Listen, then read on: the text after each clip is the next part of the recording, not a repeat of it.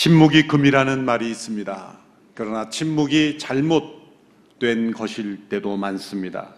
전도서에서는 잠잠할 때가 있고 말할 때가 있다고 했습니다. 말해야 될 때가 있고 또 말하지 않는 것이 잘못된 죄가 되는 경우가 있습니다. 법정에서 진실에 대한 침묵은 자신의 죄를 인정한다는 징표입니다. 앞에 낭떠러지가 있는데 누군가 모르고 계속 달려가는 그 상황 속에서 침묵한다면 그것은 큰 잘못이 되는 것입니다. 이스라엘 엘리사 시대에 아람 왕 벤하닷이 사마리아를 쳐들어 왔을 때의 일입니다. 사마리아 성이 완전히 포위당해서 외부로부터 완전히 차단되어 사마리아는 굶주림에 시달릴 수밖에 없었습니다. 이때 심지어 끔찍하게도 아이들을 잡아먹는 그러한 일들도 일어났던 상황입니다. 이러한 끔찍한 굶주림의 백성들이 고통스러워하고 있을 때 성문 앞에 있던 4명의 나병 환자들이 모험을 시도합니다. 어차피 성 안에 있어도 우리는 죽을 것이 뻔한데 이렇게 죽을 바에야 아람 군대의 진영으로 넘어가서 항복이라도 시도해보자 하는 것이었습니다. 만일 아람 군대가 항복을 받아주지 않아 죽게 되어도 이렇게 성 안에서 끔찍히 죽게 되는 것보다는 더 낫다라는 생각 때문이었죠. 그렇게 그들은 죽기를 결단하고 아람 군대 진영으로 건너갔습니다. 그리고 놀라운 광경이 펼쳐져 있었습니다. 무슨 일인지 아람 군대의 진영에는 아무도 없었고 그 군대들은 모든 물건들을 다 그대로 내버려 두고 먹을 것, 입을 것, 금은 보화를 다 내버려 두고 다 사라진 상태였습니다. 나병 환자들은 영문을 모르는 상태였지만 그들은 기뻐하고 즐거워했습니다. 아람 군대의 진영에 펼쳐진 먹을 것, 입을 것을 누리며 순간 그들은 즐거움을 누렸습니다. 그러던 중에 문득 그들은 이런 생각을 갖게 되었습니다. 성 안에 있는 우리의 동족들은 고통과 죽음 속에 이 소식을 알지 못하고 어두운 죽음 가운데 있는데 우리가 이렇게 우리만 기뻐하고 즐거워하는 것이 과연 합당한가? 그것은 합당하지 않은 것이다. 잘못된 것이다. 라는 깨달음이 문득 오게 되는 것이죠. 열왕기하 7장 9절에 이런 말씀이 나옵니다. 같이 읽어보겠습니다. 시작. 열왕기하 7장 9절. 그러다가 나병 환자들이 서로 말했습니다. 우리가 아무래도 잘못하고 있다. 오늘은 좋은 소식이 있는 날인데 우리가 잠자코 있으니 말이다. 우리가 날이 밝을 때까지 이 소식을 전하지 않으면 벌을 받을 것이다. 지금 바로 가서 왕궁에 이 소식을 알리자. 자신의 동족들이 끔찍한 죽음에 처해 있는데 더 이상 두려움과 굶주림에 시달릴 필요가 없는데 이 변화된 상황을 알려주지 않은 것은 우리가 잘못하는 것이다. 지극히 상식적인 일이죠. 이것을 알리지 않으면 우리에게 큰 벌이 임할 것이다. 그래서 그들은 전하지 않을 수 없어 바로 가서 그들은 사마리아 성에 가서 큰 소리로 이 소식을 알리게 된 것입니다. 이 상황 속에 이들이 침묵하고 있는 것은 진정 잘못하고 있는 것입니다. 모두에게 좋은 소식, 모두가 알아야 될 기쁜 소식이 있지만 먼저 그 소식을 안 사람이 전하지 않으면 그것은 잘못된 것이다. 이 나병 환자들이 느꼈던 마음과 태도가 있어야 하는 것입니다. 사도 바울에게서도 이 나병 환자들과 같은 고백이 발견됩니다. 그는 자신이 복음을 전파하는 이유를 이렇게 고백합니다. 고린도전서 9장 16절의 말씀입니다. 같이 읽습니다. 내가 복음을 전할지라도 자랑할 것이 없으면 내가 부득불할 일임이라. 만일 복음을 전하지 않으면 내게 화가 있을 것이로다. 나병 환자들이 구약에서 고백한 바로 그 고백입니다. 부득불할 일이라는 것은 의무 이상의 것이라는 겁니다. 복음을 전하지 않으면 내게 화가 있을 것 같은 그런 느낌, 그 부담감은 무엇입니까? 그것은 벌 받을까 봐 두려운 것보다 너무나 좋은 소식, 모두가 들어야 되는 소식, 모두의 생명을 살릴 수 있는 그 기쁜 소식을 전하지 않을 때에 가져오는 양심의 가책, 거룩한 부담감인 것입니다. 복음에 대한 침묵은 진정 잘못하고 있는 것입니다. 복음은 우리가 말해야 하는 것 이전에 말하지 않을 수 없는 소식이기 때문입니다. 우리의 사명 이전에 하나님께서 우리에게 베풀어 주신 놀라운 그 구원의 기쁜 소식을 전할 수밖에 없는 절박함, 바로 그것이 말씀을 전파하는 이들에게 있어야 될 마음입니다. 가끔 선교 사역에 대한 참여를 요청하면서 정말 가슴 아픈 이야기들을 알려주면서 불쌍히 여기는 마음을 가지게 하는 그러한 시도들이 있죠. 세상에 채워지지 않은 필요들이 얼마나 많습니까? 기독교 TV들도 보면 아프리카에 굶주린 그런 영혼들을 보면서 우리의 마음이 참 불쌍히 여기는 마음이 듭니다. 이 일을 어떻게 할까? 그런 필요들을 알리는 것 필요한 일입니다. 그러나 거기에 머무르는 것, 그것은 참된 선교의 이유로서는 불충분하다는 거죠. 그것은 무슨 말입니까?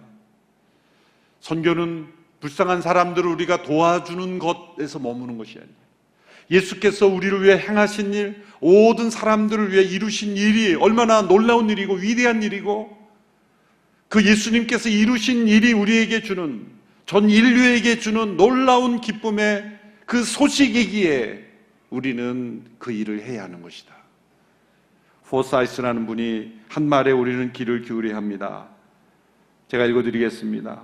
현재 이루어지고 있는 선교 사역들의 약점은 우리가 아직 해야 할 일이 그리스도께서 이미 하신 일보다 더 크다는 생각을 무심코 드러낸다는 것이다. 세상에 가장 심각한 필요를 할지라도 그리스도의 위대한 승리보다는 못한 것이다. 예수님께서 이루신 일이 너무나 위대하고 크고 놀랍고 기쁜 소식이기에 그 일을 전하는 것이 가장 중요한 일이 되는 것. 우리의 마음에 일어나는 불쌍히 여기는 마음, 세상의 그 필요를 내가 도와야 되겠다라는 그런 차원에 머물러서는 안 된다는 거죠. 그것을 넘어서는 그런 기쁨의 소식을 전하는 간절한 마음, 그것은 기쁨의 헌신인 것입니다.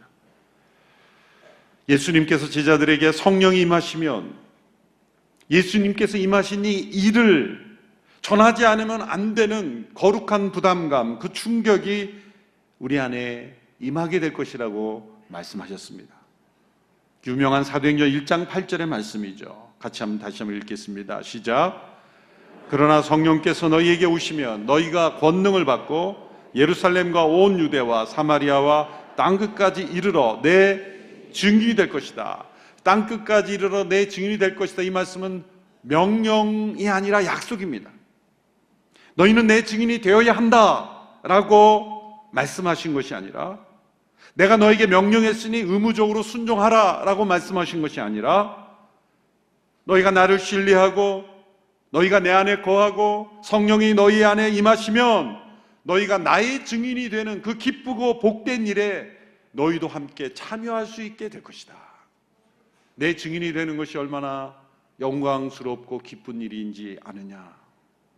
이것은 우리가 진정 예수님을 만난 결과이며 그리스도 안에 거하는 자의 열매이며 성령께서 임하신 성령의 사람이라는 증표인 것이죠. 논리적인 결과인 것입니다. 땅끝까지 이르러 주님의 증인이 될 수 있는 그 영광스러움에 우리를 초청하신 것입니다. 사도 바울에게는 이 확신이 있었습니다. 이 흘러넘치는 것이 있었습니다. 데살로니가전서 1장 5절의 바울의 고백을 보십시오. 같이 읽습니다. 시작. 이는 우리의 복음이 여러분에게 단순히 말로만 전해진 것이 아니라 능력과 성령과 큰 확신 가운데 전해졌기 때문입니다. 우리가 여러분 가운데서 여러분을 위해 어떤 사람이 됐는지는 여러분이 잘 알고 있습니다. 바울에게 있는 이 확신이란 단어는 이 컵에 물이 흘러넘치는 상태를 의미하는 단어입니다. 확신이란 믿음이 흘러넘치는 것입니다.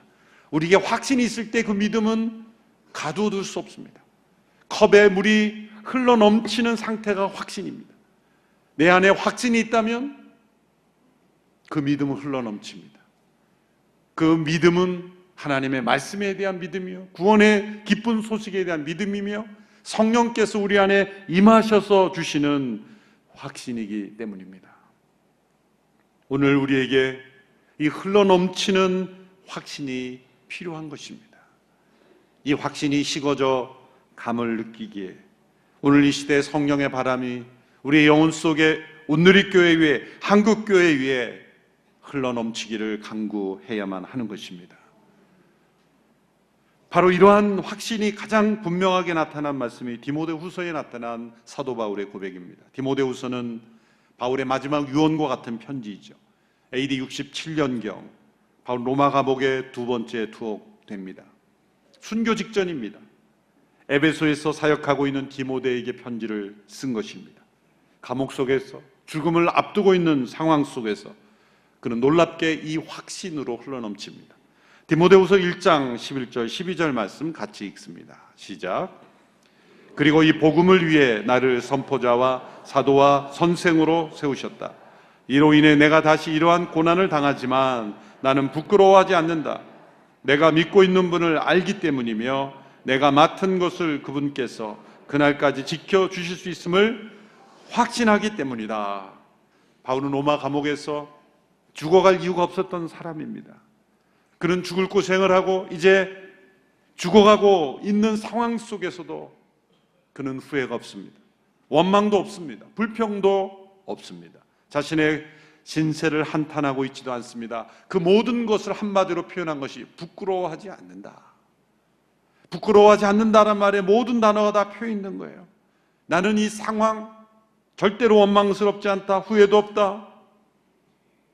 부끄럽지 않다. 그에게는 오직 그가 받은 말씀, 그가 체험한 복음을 전파되어야 한다는 확신만이 그에게 있기 때문입니다. 바울은 그에게 있던 이 확신을 그의 영적인 아들 디모데에게 엄중한 명령으로 전달해 주고 있습니다. 그것이 오늘 본문 4장 2절의 말씀이죠. 디모데후서 4장 2절 같이 읽습니다. 시작. 너는 말씀을 전파하여라. 때를 얻든지 못 얻든지 항상 힘써라. 끝까지 오래 참고 가르치며 책망하며 권계하고 권면하여라.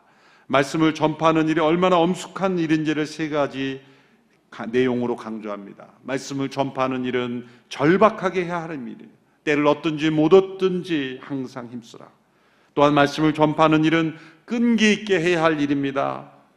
말씀 전파는 절박한 일이지만 서둘러서 인간적인 방법으로 조급하게 이루어지진 않습니다. 하나님의 역사와 때를 기다리는 인내가 필요합니다.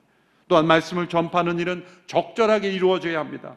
때로 어떤 사람에게는 바로잡아주고, 때로 어떤 이들은 책망하고, 때로 어떤 이들은 격려하고, 예수님께서 만나는 사람마다 예수님은 적절한 만남을 가지셨죠. 어떤 이들은 책망했어요. 바리새인들은 책망했어요. 그러나 죄에 빠진 이들은 때로 격려하고 위로하며 그들을 변화시켰습니다. 사도 바울이 왜 이 말씀 전파의 필요성을 엄숙히 명령합니까? 그 이유는 심판 때문입니다. 오늘 본문 4장 1절의 말씀 같이 읽습니다. 시작. 하나님 앞과 산 사람과 죽은 사람을 심판하실 그리스도 예수 앞에서 그분의 나타나실 것과 그분의 나라를 두고 내가 엄숙히 명령한다. 말씀 전파의 가장 중요한 이유, 임박한 심판 때문입니다. 성경의 모든 약속이 다 이루어지고 있습니다. 다 이루어졌습니다. 이제 남은 것 그분의 다시 오심, 다시 오셔서 이루어질 그분의 나라, 그리고 심판하심입니다. 사도신경에서 우리가 고백한 대로 심판하러 오시리라. 복음이 기쁜 소식인 것은 나쁜 소식이 있기 때문이에요. 인류가 처한 그 절망적 상황이 있기 때문에 우리는 이 구원의 소식을 전해야 하는 것입니다. 구원이란 심판을 전제로 하는 거죠. 심판으로부터의 구원, 심판 가운데의 구원. 말씀을 전파해야 되는 이유는 심판이 오고 있기 때문입니다. 바울이 디모데후서를 쓸 때에 네로 황제의 핍박이 막 시작되고 있을 때입니다.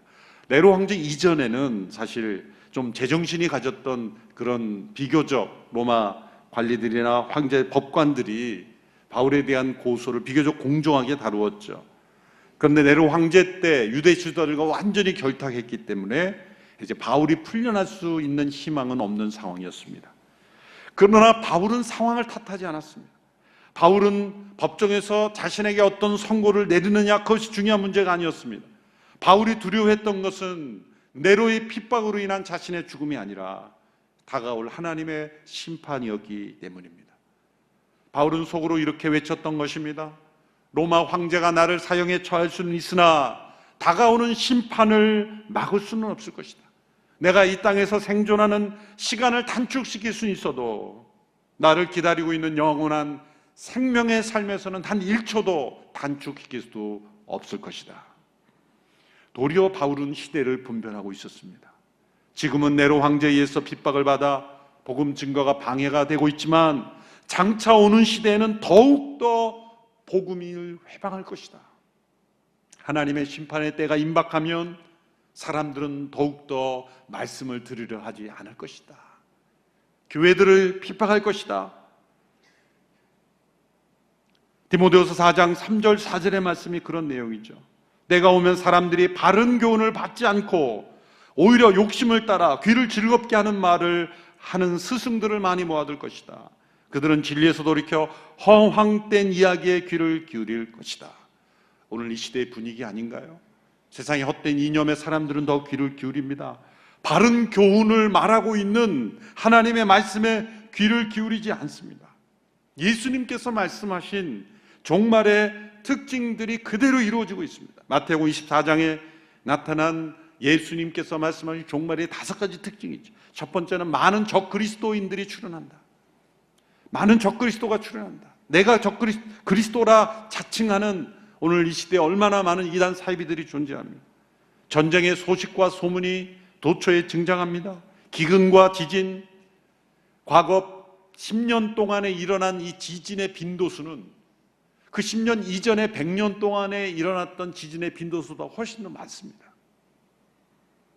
믿는 자들에 대한 핍박, 지금 곳곳에서 중국, 인도 곳곳에서 믿는 자들에 대한 핍박이 일어나고 있죠. 더군다나 사랑이 식어지고 있어요. 가족 간에도 사랑이 식어지고. 세계는 더욱더 복음을 거부할 것이라는, 갈수록 기독교에 대해 반항적이며 바른 진리에 귀를 기울이지 않는 이런 시대, 세계를 이끌어가고 있는 힘은 사실 이념이나 나라가 아닙니다. 사람들 마음속에 자신을 사랑하는 이기주의, 바로 이것이 종말의 특징입니다. 인도에서 40여 년 선교사역을 마치고 1974년도에 영국으로 돌아온 레슬리 뉴비긴이라는 선교사에게 사람들이 질문했습니다. 영국으로 돌아와서 가장 어려운 점이 무엇이냐? 그는 이런 대답을 했습니다. 희망이 사라진 것입니다. 세상에 점점 희망이 사라지고 있습니다. 왜? 심판 앞에 처해 있기 때문에. 이 종말의 깊은 종말의 시대에 들어가고 있는 이때, 예수님이 말씀하신 모든 내용들이, 예수님이 군사 전문가였습니까? 외교 전문가였습니까? 지질학 전문가였습니까? 그렇지 않았습니다. 그러나 예수님은 이 모든 종말의 예언을 그대로 말씀하셨어요. 바로 이 세상의 종말의 심판이 다가오고 있는 거예요. 있지도 않은 공포 분위기를 종송하는 게 아니에요. 실제로 이루어지고 있고 그 말씀대로 이루어지고, 사도 바울이 예언했고 예수님이 말씀하신 그대로 이 마지막 종말의 때에 다가올 하나님의 심판 앞에서 우리가 해야 될 일, 가장 중요한 시급한 일, 그것은 말씀을 전파하는 거예요.